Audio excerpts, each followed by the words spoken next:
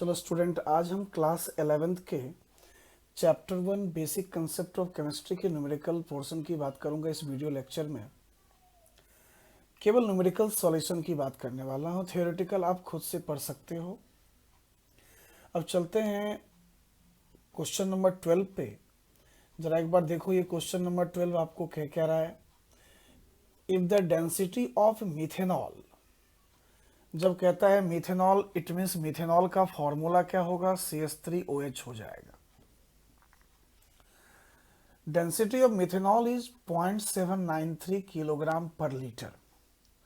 What is the volume needed for making 2.5 liter of its 0.25 m solution?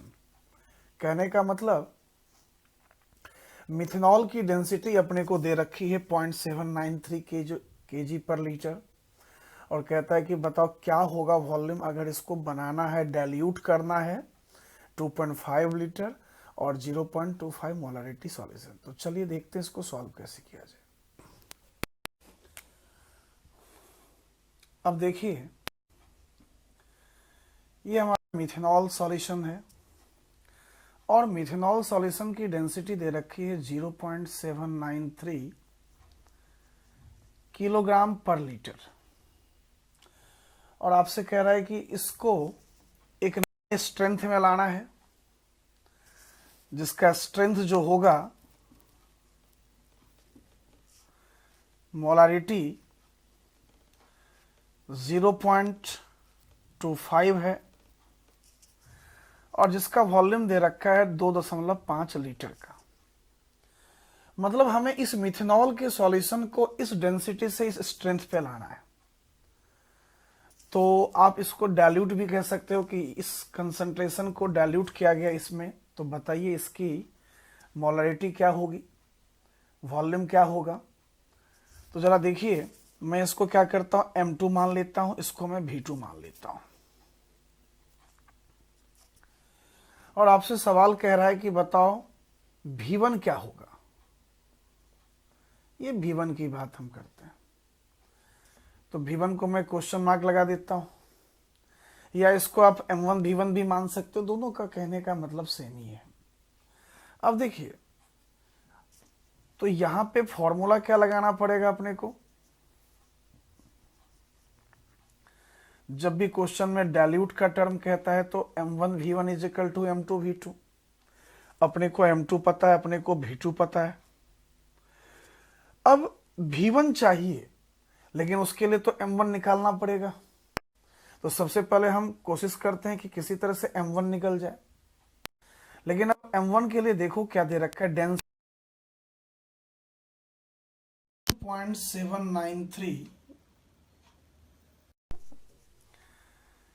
793 kilogram पर litre, और इसके बारे में कोई इंफॉर्मेशन आपको नहीं है।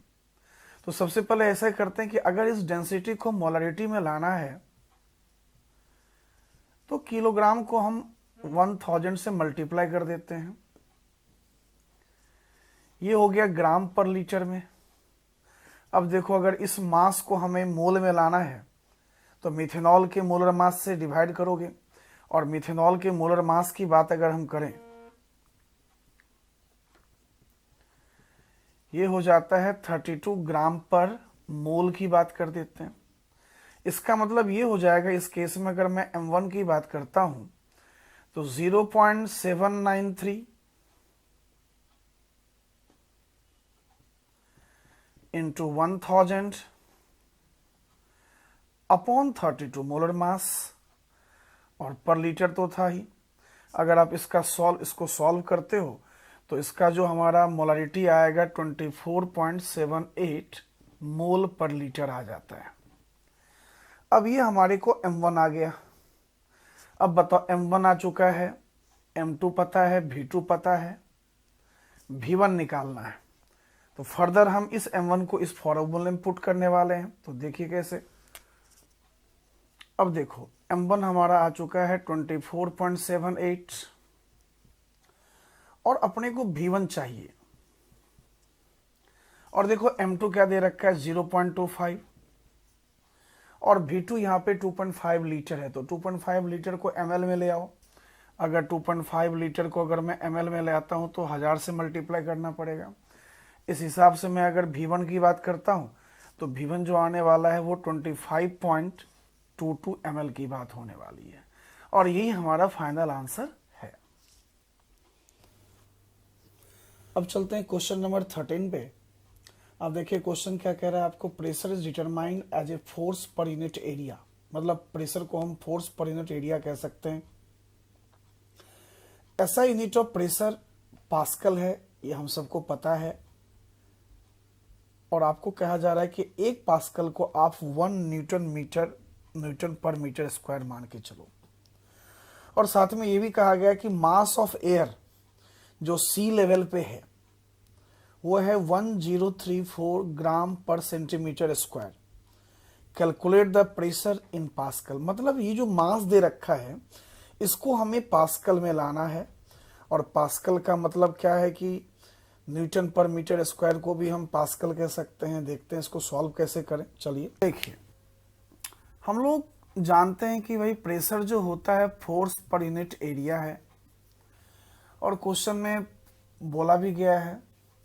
और यहाँ पे जो फोर्स की हम बात करते हैं वो mg की बात करते हैं। जब आप स्टेट ऑफ मैटर पढ़ोगे तो वहाँ पे प्रेशर के काफ़ी सारे कैलकुलेशन हैं जो कि फोर्स पर यूनिट एरिया के टर्म में होगा।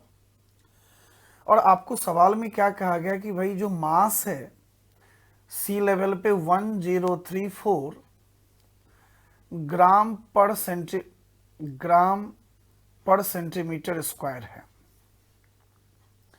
ये अपने को दे रखा है। चलो अब इस मास के वैल्यू को मैं यहां पुट कर देता हूं। जरा देखिए, मास हो गया 1034 ग्राम पर सेंटीमीटर स्क्वायर, और जी एक्सेलरेशन ड्यू टू ग्रेविटी है 9.8 मीटर पर सेकेंड स्क्वायर। ये हमारा एसआई फॉर्म में है। अब ये एसआई में है, ये सीजीएस में है, तो पहले हमें इसको 1000 से डिवाइड करके इस ग्राम को केजी में ले आना है, और सेंटीमीटर को मैं अगर 100 से डिवाइड कर देता हूं ये मीटर में आ जाएगा। लेकिन फाइनली अगर देखें मैथमेटिकली 1034 इंटू 9.8 और ये 100 का होल स्क्वायर ऊपर गया, और यहाँ पे फाइनली ये नीचे आ गया 1000। और ये फाइनल अगर इसके यूनिट की बात मैं करता हूँ तो वो यूनिट होगा केजी मीटर इनवर्स सेकेंड पे -2। अगर आप इसको सॉल्व करते हो तो सॉल्व करने के बाद जो वैल्यू आएगा 1.01332 into 10⁵ KG metre inverse second -2। अब देखो 1 पास्कल को हम लोग कहते हैं 1 केजी मीटर इनवर्स सेकेंड -2। मतलब ये वैल्यू 1 पास्कल का वैल्यू कहलाता है। तो अब जरा देखिए, इस पूरे को मैं क्या लिख सकता हूं, पास्कल बोल सकता हूं। इसका मतलब फाइनली जो प्रेशर होगा वो 1.01332 इंटू 10⁵ पास्कल। मतलब ये हमारा फाइनल आंसर है एसआई सिस्टम ऑफ प्रेशर का। चलो क्वेश्चन नंबर 17 पे चलते हैं। एक बार क्वेश्चन को रीड करते हैं, देखो क्या कहता है। Sample of drinking water was found to be severely contaminated with chloroform CHCl3। मतलब जो हम ड्रिंकिंग सैंपल ऑफ वाटर है उसमें कहता है कि एक गंदगी है, कंटामिनेशन है, और वो कंटामिनेशन एक सॉल्ट है जिसको कि हम क्लोरोफॉर्म कहते हैं। Suppose to carcinogenic in nature. मतलब ये कार्सिनोजेनिक का मतलब है cancer causing agent. The level of contamination was 15 ppm। मतलब यहां जो कंसंट्रेशन को रिप्रेजेंट किया गया है वो पार्ट्स पर मिलियन में 15 ppm। तो आपसे सवाल कहता है कि आप एक्सप्रेस करो इसको मास परसेंटेज में। सेकेंड क्वेश्चन आपसे पूछा गया कि आप उस मास परसेंटेज को कन्वर्ट करो मोलालिटी में। मतलब इस क्वेश्चन में दो पार्ट है, दो हिस्से हैं। पहले तो क्लोरोफॉर्म के कंसंट्रेशन को हमें मास परसेंटेज में लाना है, मतलब ppm टू मास परसेंटेज। और जब एक बार मास परसेंटेज आ जाए तो फिर कहता है कि मोलालिटी बताओ कितने होंगे, है ना। चलते हैं, देखते हैं इस क्वेश्चन को सॉल्व करते हैं। देखो, कहता है कि हमारे पास एक ड्रिंकिंग सैंपल ऑफ वाटर। जब मैं आपको कहता हूं drinking sample of water, it means water होगा, और साथ में क्या कहता है, क्लोरोफॉर्म होगा, और साथ में चलो और भी कोई सॉल्ट मान लेते हैं। नॉर्मली पीने वाले सैंपल वाले पानी में होता ही है। और इसमें जो क्लोरोफॉर्म है, ये जो हमारा क्लोरोफॉर्म है, क्लोरीन कंपाउंड है, इसका जो ppm आपको दे रखा है वो दे रखा है 15 ppm। तो सबसे पहला पार्ट क्वेश्चन ये है कि भाई इस ppm को आप परसेंटेज में कन्वर्ट करो। देखो, बड़ा सिंपल तरीका, फॉर्मूला बेस्ड क्वेश्चन है। अगर मैं ppm निकालता हूं, ppm यहां पे क्या होगा, mass of chloroform by total mass of sample water.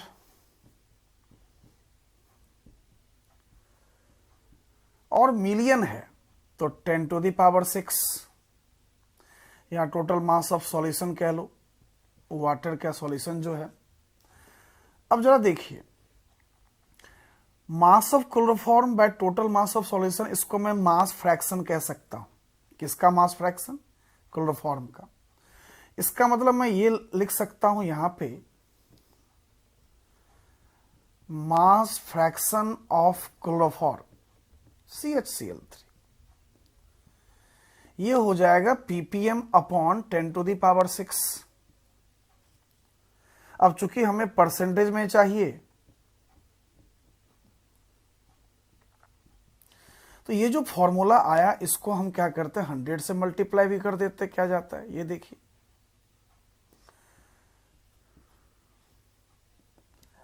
अब अगर इसको आप सॉल्व करोगे,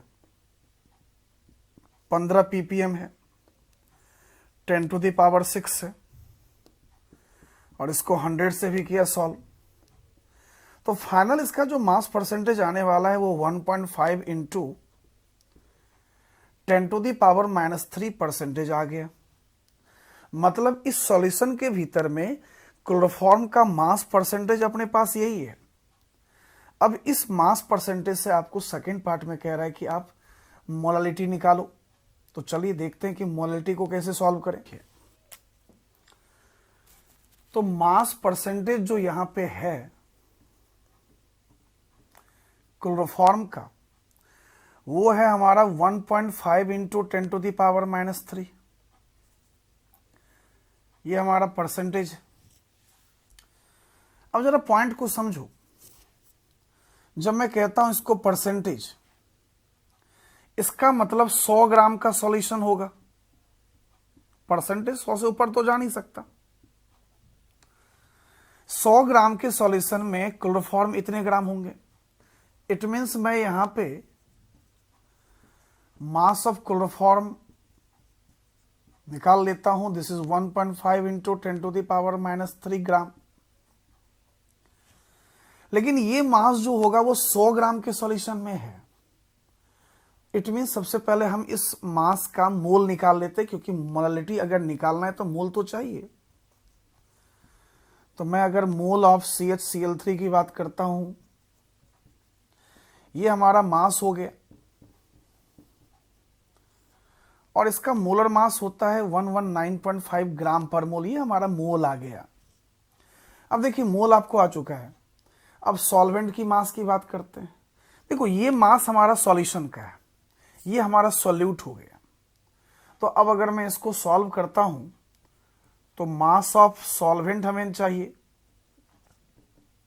देखिए जरा, तो सॉल्वेंट की मास की अगर बात करता हूं तो सॉल्यूशन का मास 100 ग्राम हो गया। उसमें से सॉल्यूट के मास को मैंने माइनस कर दिया। देखो, ये मास बहुत ही कम हुआ, क्योंकि 10⁻³ है। सोचो अगर 100 में से इसको माइनस किया जाए तो नियर अप्रॉक्स मैं लिख देता हूं 100 ग्राम ही मान लेता हूं। अब सॉल्वेंट का मास आ गया, मोल आ चुका है। तो अब इस हिसाब से बच्चे अगर मोलालिटी की हम बात करें, mole upon mass of solvent, लेकिन केजी में होगा। मोल अपना हो गया 1.5 into 10 to the power -3 divided by 119.5। और यहाँ पे सॉल्वेंट हमारा 100 ग्राम है, लेकिन बच्चे उसको केजी में लाना पड़ेगा। आप अगर इसको जब सॉल्व करते हो तो सॉल्व करने के बाद जो आएगा ये 1.25 into 10 to the power -4 mole per KG में आएगा। And this is our final answer. चलो अब क्वेश्चन नंबर 22 पे चलते हैं। देखते हैं क्वेश्चन कहता है क्या है। कहता है if the speed of light का स्पीड दे रखा है 3 into 10 to the power 8 metre per second, हम लोग जानते भी हैं। Calculate the distance covered by the light in 2 nanosecond. बड़ा आसान क्वेश्चन है, जरा ध्यान से देखिए कैसे सॉल्व करें इसको। देखो स्पीड जो है, स्पीड अपने को दे रखा है और स्पीड दे रखा है 3 into 10 to the power 8 metre per second. Okay, और कैलकुलेट द डिस्टेंस पूछ रहा है। डिस्टेंस बराबर मैं क्वेश्चन मार्क लगा देता हूं, ये क्वेश्चन मार्क। और कहता है टाइम जो लगा है इसमें वो 2 नैनो सेकेंड। देखो नैनो को हमें नॉर्मल में लाना पड़ेगा। 1 नैनो सेकेंड में 2 into 10 to the power -9 second होता है, तो 2 into 10 to the power -9। Time पता चल गया, स्पीड पता है, डिस्टेंस निकालना है। तो अब बताए स्पीड बराबर क्या होता है, डिस्टेंस बाय टाइम। स्पीड बराबर क्या होता है, डिस्टेंस अपॉन टाइम। आप देखिए स्पीड पता है, टाइम पता है, डिस्टेंस चाहिए। तो डिस्टेंस अगर चाहिए तो d मान लेते हैं। चलो स्पीड का वैल्यू क्रॉस मल्टीप्लाई अगर हम कर दें तो मैं लिख देता हूं v इंटू टी लिख देता हूं। v हमारे को है 3 into 10 to the power 8 metre per second. और बच्चों टाइम हमारे पास में है 2 इंटू 10 टू द पावर -9। अब इसको सिंपली सॉल्व करो, 3 2 जा 6। अब ये 8 है, ये -9 है, तो 6 इंटू 10 टू द पावर -1। इसको आप सॉल्व करोगे तो 0.6 मीटर आ जाएगा। And this is our final answer. चलो बच्चों अब क्वेश्चन नंबर 23 पे आते हैं। एक बार इसको रीड करते हैं, देखिए क्या कहा जाएगा। देखो इन रिएक्शन A प्लस B2, और A प्लस B2 जब कंबाइन होता है तो वो AB2 बनाता है। मतलब ये हमारा रिएक्टेंट हो गया और ये प्रोडक्ट। कहता है identify the limiting reagent if any in the following reaction mixture. आपको पहचानना क्या है, लिमिटिंग रिएजेंट कौन है। ए है, बी है, और कुछ कंडीशन आपको दे रखे हैं। अब देखिए पहला कंडीशन क्या कहता है, 300 एटम्स ऑफ ए, उसको रिएक्शन करवाया गया 200 मॉलिक्यूल ऑफ बी में। सेकेंड पार्ट कहता है 2 मोल ऑफ ए को रिएक्शन करवाया गया 3 मोल ऑफ बी में। थर्ड कहता है 200 atoms of A plus 100 molecules of B. Fourth कहता है 5 mole of A plus 2.5 mole of B. And fifth number कहता है 2.5 mole of A plus 5 mole of B. तो सबसे पहले हम पहले क्वेश्चन की तरफ चलते हैं, जिसमें कि ये कहा जा रहा है कि 300 एटम है ए का और 200 मॉलिक्यूल है बी का। चलिए देखते हैं सॉल्व कैसे किया जाए। चलिए देखो सबसे पहले अपने को बच्चों ये समझना पड़ता है कि लिमिटिंग रिएजेंट का मतलब क्या होता है। लिमिटिंग रिएजेंट एक ऐसा रिएक्टेंट है, एक ऐसा रिएजेंट है जो रिएक्शन खत्म होने के बाद टोटली कंज्यूम हो जाएगा, जिसका कुछ भी अमाउंट बचता नहीं है, वो हमारा लिमिटिंग कहलाता है। लेकिन जो बच जाएगा वो हमारा एक्सेस क्वांटिटी कहलाएगा। तो अपने को एक्सेस तो ढूंढना नहीं है, अपने को किसको ढूंढना है बताओ, लिमिटिंग को ढूंढना है। तो जरा देखिए हमारे पास ये रिएक्शन है A प्लस B2 और ये हमारा रिएक्शन जो है ये AB2 है।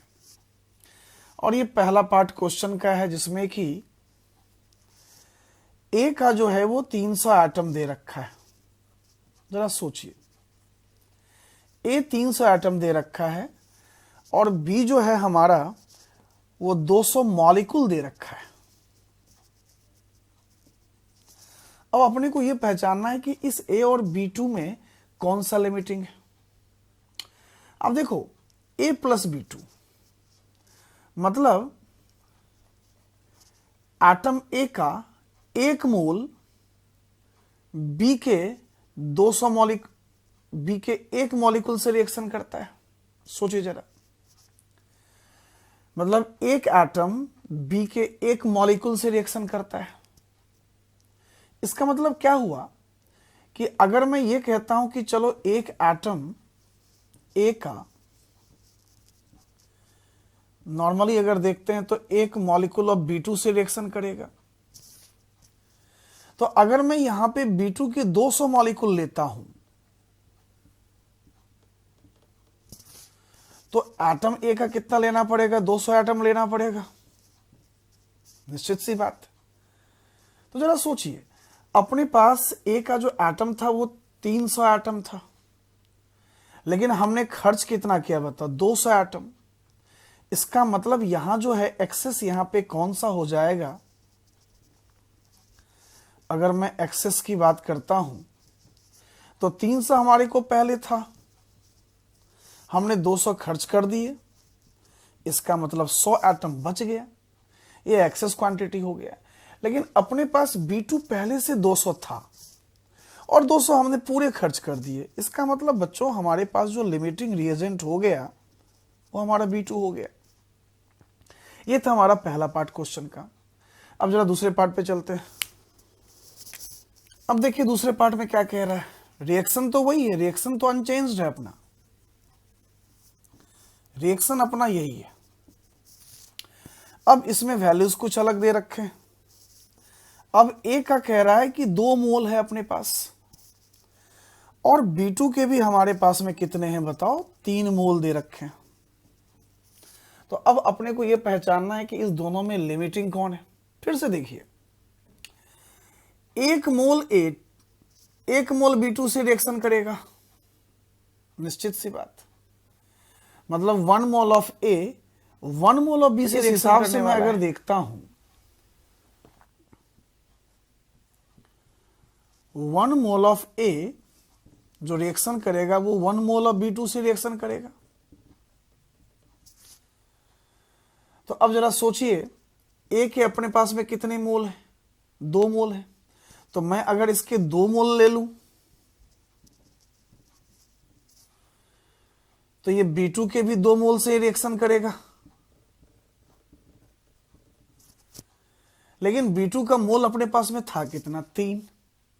B2 के मोल कितने खर्च हो गए? 2। इसका मतलब इस बार जो एक्सेस क्वांटिटी होगा वो हमारा क्या हो जाएगा? B2। 3 पहले से थे, 2 हमने माइनस कर दिए, 1 बचा। लेकिन इस बार लिमिटिंग रिएजेंट कौन सा होने वाला है? A, क्योंकि A पहले से 2 था।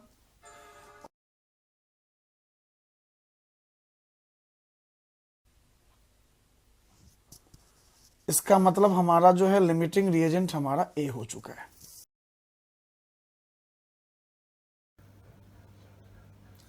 चलो स्टूडेंट, अब चलते हैं क्वेश्चन नंबर 24 में। एक बार क्वेश्चन को रीड करो, देखो कहता क्या है। कहता है die nitrogen and di hydrogen. जब मैंने कहा डाई नाइट्रोजन, इसका मतलब ये N2 की बात करता है। डाई हाइड्रोजन की बात मैं करता हूं तो H2 की बात करता है। React with each other to produce ammonia according to this reaction. ये हमारा रिएक्शन दे रखा है। Calculate the mass of ammonia produced if इतने ग्राम, 2000 ग्राम है डाई नाइट्रोजन का और 1 किलोग्राम है डाई हाइड्रोजन का। तो कहता है कि बताओ अमोनिया का मास क्या होगा। सेकेंड क्वेश्चन कह रहा है कि will any of the 2 reactant remain unreacted. क्या इसमें कोई अनरिएक्टेड होगा? कहता है यस, अगर होता है तो बताओ कौन सा है। और थर्ड क्वेश्चन है which one of the what would be its mass. ठीक है, चलते इस क्वेश्चन को देखते हैं। देखो ये हमारा एक रिएक्शन है, मोलर बैलेंस करना पड़ता है, और ये हमारा 2 अमोनिया हो गया। यहाँ पे नाइट्रोजन का जो मास दे रखा है वो है 2000 ग्राम, और डाइहाइड्रोजन का मास है हमारे को 1000 ग्राम दे रखा है। अब अपने को ये प्रूफ करना है कि इस दोनों में लिमिटिंग कौन, एक्सेस क्वांटिटी कौन है। देखो सबसे पहले लिमिटिंग को समझने के लिए दोनों के मोल निकाल लो आप। मोल की अगर बात करें तो 2000 ग्राम और नाइट्रोजन का मोलर मास होता है 28। ये हमारे को मोल हो गया। किसका मोल हो गया? नाइट्रोजन का। और सेम तरीके से आप किसका मोल निकाल बैठो? हाइड्रोजन का भी मोल निकाल बैठो। 1000 ग्राम दे रखा था, हाइड्रोजन का मोलर मास 2 है, 3 का नहीं लेना, 1 मोल का लेना है, मतलब ये 500 मोल हो गए। अब ये देखना है कि कौन सा लिमिटिंग रिएजेंट होगा। देखो मैं अगर इसको रिएक्शन के हिसाब से चलता हूं तो देखो हाइड्रोजन के 3 मोल नाइट्रोजन के 1 मोल से रिएक्शन करता है। मतलब मैं यहां लिख सकता हूं कि 3 मोल हाइड्रोजन जो है उसने रिएक्ट किया 1 मोल ऑफ N2 से। जरा सोचिए, 3 मोल हाइड्रोजन 1 मोल N2 से रिएक्शन किया, और हाइड्रोजन के मोल कितने हैं अपने पास में? 500 मोल है।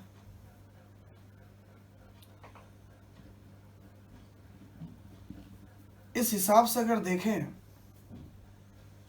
तो ये जो मोल हमारा होने वाला है, तो ये 3 मोल 1 मोल नाइट्रोजन से कंबाइन करता है, तो हम ये देखते हैं कि भाई 500 मोल जो होगा हाइड्रोजन का कितने मोल से करेगा। इसका मतलब यहाँ पे 500/3, मतलब नाइट्रोजन के मोल चाहिए 500/3, और नाइट्रोजन का मोल है 2000/28। मतलब चाहिए जो है, रिक्वायरमेंट जो है वो कम है और गिवन ज़्यादा है। इसका मतलब यहाँ पे N2 जो होगा वो हमारा लिमिटिंग रिएजेंट होगा। मतलब अब इस लिमिटिंग रिएजेंट के हिसाब से पूरा रिएक्शन गाइड होगा। अब कहता है कि बताइए कि इस रिएक्शन में अमोनिया कितना बना, और अमोनिया कितना बना तो वो लिमिटिंग रिएजेंट से निकलने वाला है। कैसे, जरा देखते हैं। देखो अब आपसे पूछा जा रहा है कि आप बताओ कि अमोनिया का कितना अमाउंट बनेगा। हमने डिसाइड कर दिया कि भाई ये हमारा लिमिटिंग रिएजेंट, और इसका जो मोल है अपने को ये दे रखा है 2000 ग्राम/28, ये हमारा मोल हो गया। और अब इस पे हम क्या लगा देते हैं? स्टेचोमेट्री लगा देते हैं कि भाई ये दे रखा है, ये निकालना है, इसको मैं क्वेश्चन मार्क लगा दूं। अब देखो N2 का कॉफिशिएंट 1 है और H2 अमोनिया का कॉफिशिएंट 2 है, तो मैं इसको क्या लिखने वाला हूं? कुछ इस तरीके से, mole of N2 bye there coefficient 1, और मैं इसको क्या लिखने वाला हूं? Mole of ammonia bye there coefficient 2। N2 का मोल देखिए आपके पास में है 2000/28, और इसका हमें मास चाहिए, तो अमोनिया का मास मैं x मान लेता हूं, मोलर मास 17, ये 2 हो गए। इसको जब आप सॉल्व करोगे तो इसका जो मास निकल के आता है 2428.57 ग्राम की बात हो गई। इसको आप 1000 से डिवाइड करके केजी में भी ला सकते हो। This is the ammonia weight. ये हमारा पहला पार्ट क्वेश्चन था, और इसी में आपको दूसरा क्वेश्चन कहा गया कि बताओ क्या इसमें कोई लिमिटिंग है। बिल्कुल सी बात है कि इस क्वेश्चन में जो लिमिटिंग रिएजेंट अपने हम लोगों ने कैलकुलेट किया, वो लिमिटिंग रिएजेंट अपने को समझ में आ गया N2। अब इसमें एक तीसरा पार्ट भी क्वेश्चन कहता है, वो कहता है कि भाई अगर हाइड्रोजन एक्सेस में है तो बताओ हाइड्रोजन के कितने मास बचे। चलिए देखते हैं कैसे एक्सेस का मास निकाला जाए। अब जरा तीसरे पार्ट क्वेश्चन की तरफ चलते हैं। ये हमारा N2 है, ये 3H2 है, ये 2 अमोनिया हो गया। मतलब ये क्वांटिटी हमारा क्या हो गया, इस केस में एक्सेस हो गया। और इसका इनिशियल अमाउंट दे रखा था, कितने दे रखे थे, 1000 ग्राम दे रखा था। तो कहता है कि बताओ रिएक्शन के बाद ये कितना बचेगा। तो पहले तो अपने को ये समझना पड़ेगा भाई कितना कंज्यूम हुआ, कंज्यूम कितना हुआ। तो कंज्यूम अगर पता चल जाए, अपने पास इनिशियल पता है, तो हम क्या कर सकते हैं, माइनस करके कितना कंज्यूम हुआ वो देख लेंगे हम लोग, बचा हुआ है। इसका मतलब मैं अगर यहाँ पे ये देखता हूँ कि वेट ऑफ डाइहाइड्रोजन जो हमारा बचा है, तो शुरुआत दौर में हमारा 1000 ग्राम था, और जो हमने कंज्यूम किया है वो है 428.6। इसको अगर आप सॉल्व करते हो तो 571.4 ग्राम डाइहाइड्रोजन रिएक्शन के बाद बच गया। And this is our final answer. चलो बच्चों, अब क्वेश्चन नंबर 25 पे चलते हैं।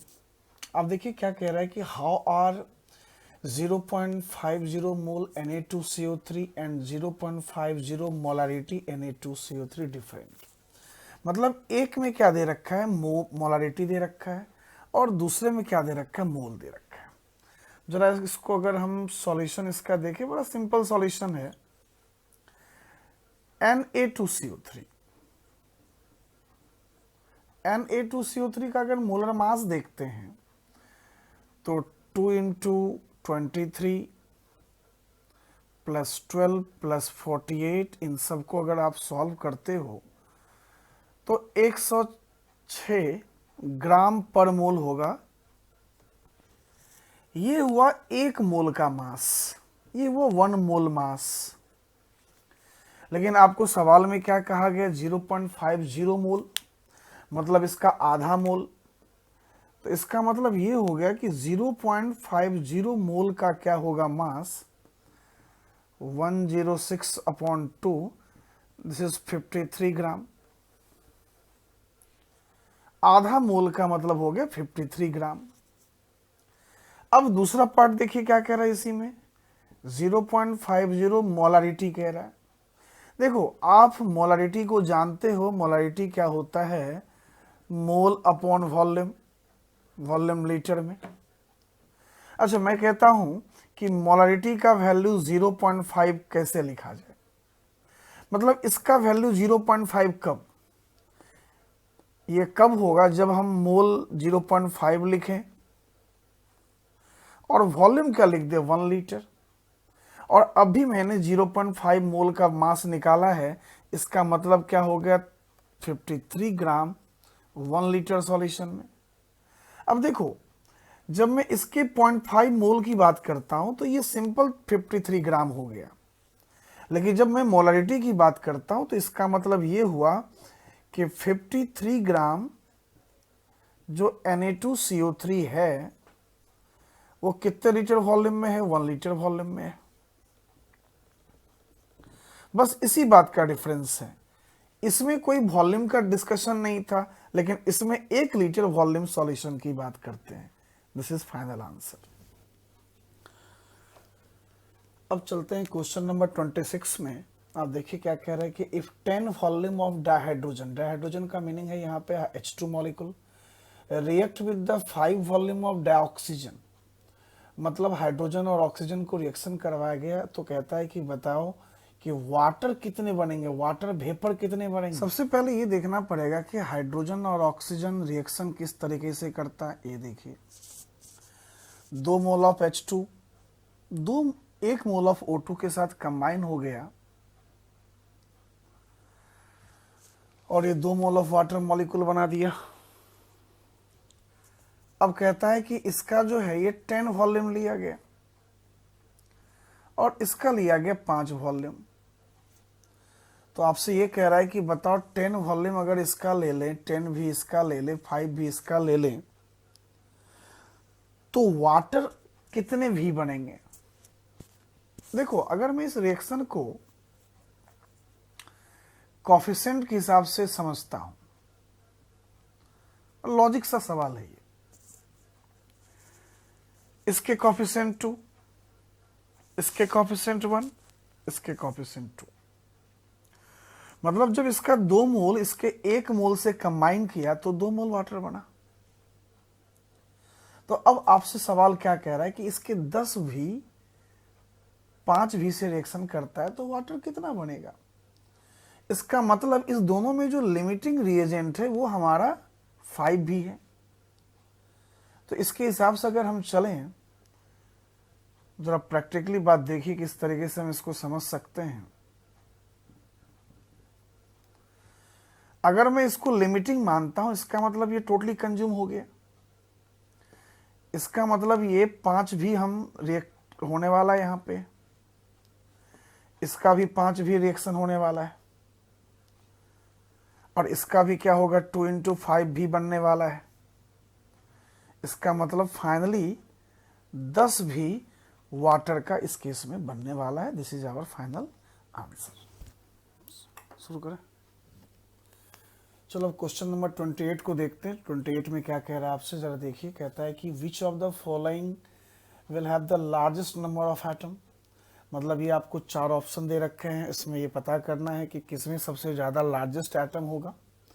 1 ग्राम गोल्ड का दे रखा है, 1 ग्राम सोडियम का दे रखा है, 1 ग्राम लिथियम का दे रखा है, और 1 ग्राम Cl2 का दे रखा है।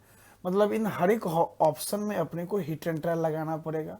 ये जो वेट दे रखा है, सबसे पहले मोल निकालेंगे, मोल निकाल करके एटम को हम मल्टीप्लाई करेंगे एवोगैड्रो नंबर से, तो ये आंसर आ जाएगा कि भाई इसमें किसके पास में सबसे ज़्यादा एटम है। चलिए करके देखते हैं, बड़ा आसान सा MCQ है ये।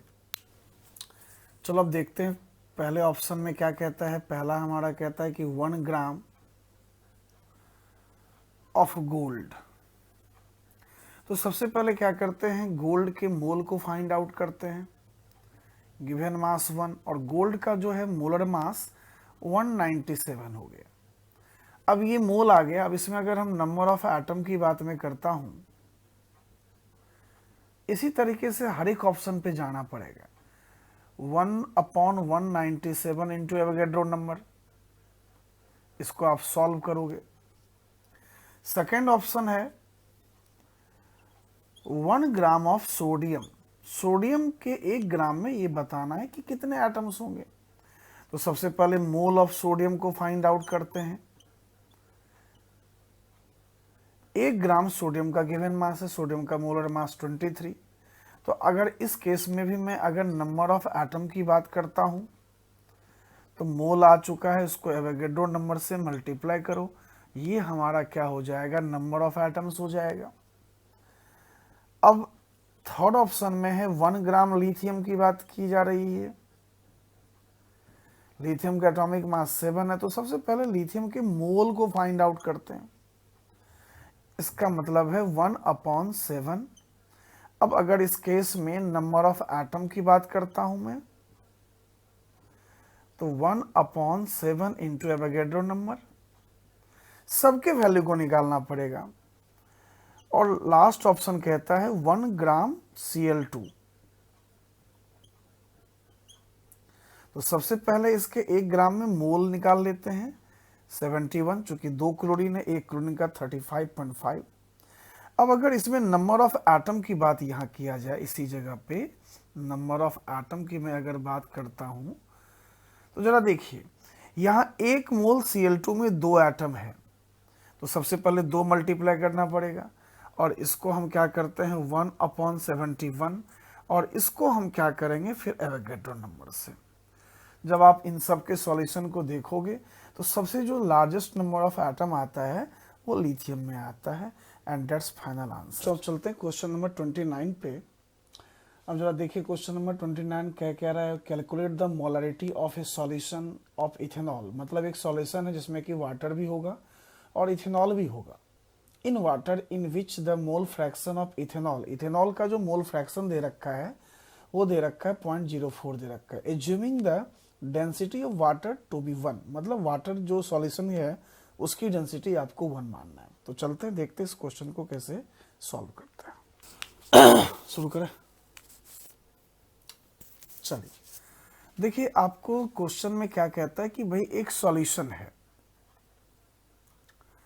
सॉल्यूशन में वाटर है और इथेनॉल है,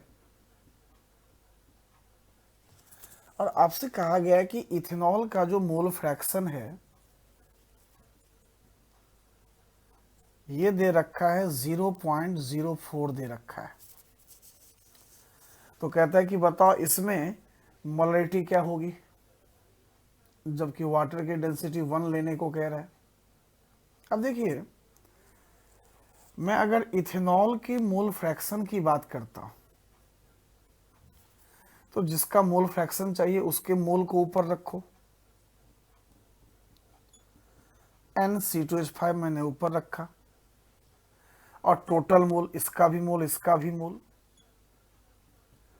मतलब N water plus N ethanol का मोल। बड़ा अच्छा सवाल है ये, ध्यान से देखोगे सबके सब। अब यहां पे इथेनॉल का जो मोल फ्रैक्शन दे रखा है ये दे रखा है 0.04, और मैं इसको कुछ इस तरीके से लिखता हूं, mole of ethanol plus mole of water plus mole of ethanol. अब अगर मैं इस डेसिमल को यहां से हटाता हूं तो ये मिला के हो गया 100। अब देखो मैं करने क्या वाला हूं, इसको मैं इसके करस्पॉन्डिंग कर देता हूं और इस दोनों को मैं इसके करस्पॉन्डिंग कर देता हूं। मतलब यहां पे जो N इथेनॉल हो गया, मतलब जो सॉल्यूट हमारा था उसका मोल तो 4 आ गया, और यहां पे N water plus N ethanol का जो बच्चा टोटल मोल है वो हमारा आ गया 100। जरा सोचिए, वाटर का मोल 4 आ गया, सॉरी इथेनॉल का मोल 4 है, पूरा मोल 100 है।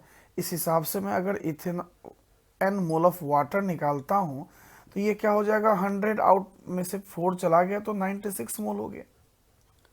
अब अपने को क्या चाहिए, मोलारिटी चाहिए। मोलारिटी के लिए मोल तो आ चुका है 4 सॉल्यूट का, लेकिन अब वॉल्यूम ऑफ सॉल्यूशन चाहिए। देखते हैं वॉल्यूम ऑफ सॉल्यूशन क्या होगा। मतलब यहां पे जो N इथेनॉल हो गया ये हो गया हमारा 4, और N वाटर जो हो गया ये हो गया हमारा 96। मोल सॉल्यूट का आ चुका है। अब हमें डेंसिटी का यूज करना पड़ेगा। डेंसिटी को हम क्या कहते हैं, मास अपॉन वॉल्यूम। अब सवाल है कि भाई डेंसिटी पता है 1 ग्राम पर ml, वाटर की डेंसिटी है यहां पे 1 GM पर ml, और वॉल्यूम चाहिए, लेकिन सॉल्यूशन का मास तो चाहिए अपने को। सॉल्यूट ये है, सॉल्वेंट ये है। तो इस हिसाब से मैं अगर सॉल्यूशन के मास की बात करता हूं, मास ऑफ सॉल्यूशन की बात करता हूं, तो सॉल्यूशन में सॉल्यूट का मास भी आएगा, सॉल्वेंट का भी मास आएगा। तो अब देखो, सॉल्यूट का मोल हो गया 4, अगर इन सबके मोलर मास को मैं ऐड करूं तो 24, 630 एंड 16, ये रहा 46 हो गया। ये हो गया हमारा सॉल्यूट का टोटल मास। इस हिसाब से मैं अगर वाटर के मास की बात करता हूं तो 96 इंटू 18 हो गया। ये हो गया मास ऑफ सॉल्यूशन। मास पता चल गया, डेंसिटी पता है, वॉल्यूम निकाल लेना है। इसका मतलब वॉल्यूम की अगर बात करता हूं तो मैं मास अपॉन डेंसिटी कर देता हूं, 4 इंटू 46 प्लस 96 इंटू 18 अपॉन 1। लेकिन ये किस में आएगा, ml में आएगा। तो इसको मैं अगर 1000 से डिवाइड कर देता हूं तो 1000 से डिवाइड करने के बाद ये लीटर में आ जाएगा। अब बताइए, वॉल्यूम पता चल गया, सॉल्यूट का मोल पता है। फाइनली अगर मैं मोलारिटी की बात करता हूं तो मोल हमारा 4 हो गया, और सॉल्यूशन का वॉल्यूम हमारा ये है 4 इंटू 46 प्लस 96 इंटू 18 अपॉन 1000। इसको अगर हम सॉल्व करते हैं तो उसका जो वैल्यू आएगा 2.314 मोलारिटी। आप इसको मोल पर लीटर भी कह सकते हो। This is our final answer. चलो बच्चों, क्वेश्चन नंबर 30 पे चलते हैं। देखिए, बड़ा आसान से सवाल है। कहता है what will be the mass of C12 atom. What will be the mass of, मतलब कार्बन 12 के एक एटम का मास क्या होगा। जरा देखिए, इसको सॉल्व कैसे करते हैं, बहुत आसान है, डायरेक्ट फॉर्मूले पे भी रख सकते हैं। मान लो ये C12 है, तो C12 का जो हमारा मास होगा वो 12 ग्राम मानते हैं। ये 1 मोल का मास है, मतलब इस 1 मोल में इतने एटम्स होंगे C12 का। तो इसको सिंपल यूनिटरी मेथड की बात कर सकते हैं कि चलो भाई 6.022 इंटू 10⁻23 एटम का जो मास हो गया वो हो गया 12 ग्राम। अब इतने एटम का मास हो गया 12 ग्राम, तो बताओ एक एटम का मास अगर हम देखें यहाँ पे तो क्या लिख सकते हैं, बताओ 12 ग्राम अपॉन 6.022 इंटू 10⁻23। इसको अगर हम सॉल्व करते हैं तो ये जो हमारा आंसर आएगा ये आएगा 1.993 इंटू 10⁻⁻23 ग्राम के करीब। तो चलिए बच्चों, आज की वीडियो में मैंने क्वेश्चन नंबर 11 से 30 तक मैंने कंप्लीट किया है। अगर आपको ये सॉल्यूशन अच्छा लगे तो लाइक कीजिए, सब्सक्राइब कर दीजिए, ताकि आपको एक अप टू डेट मिलता रहे।